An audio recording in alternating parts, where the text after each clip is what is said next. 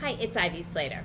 So if you noticed our newsletter last week, we're talking for the next several weeks about scaling an organization. Last week in the newsletter, we talked about the difference between growing an organization and scaling one. If you wanted to check base on that article, you can find it on our website under the blogs. This week I want to talk to you about scaling your team. Very often we think about, I'm not ready yet, or we'll hire when we get here. Sometimes I want you to reverse engineer that, and this is what I mean by that. Think about who you can hire that will be an asset to scale. A couple of years ago, a client of mine said, we're not ready to hire yet, we need to wait, and it was about 6-7 months they were going to wait.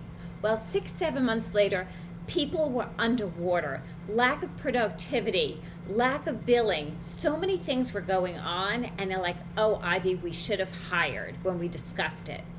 So I always believe you hire before you think you really need it, as you're actually projecting forward. So you do your projections, and you actually start putting your marketing and sales systems in place. Then you want to start filling those spots. People think it takes 30 days to train somebody, 60 days.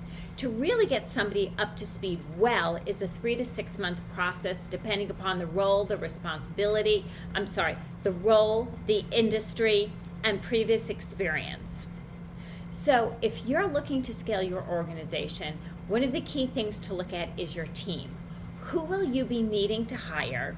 Who should you begin hiring today that will help you get there faster, more effectively, and efficiently? If you want to know more about scaling an organization, stay tuned as we continue to talk about this for the next several weeks. Look forward to seeing you next week.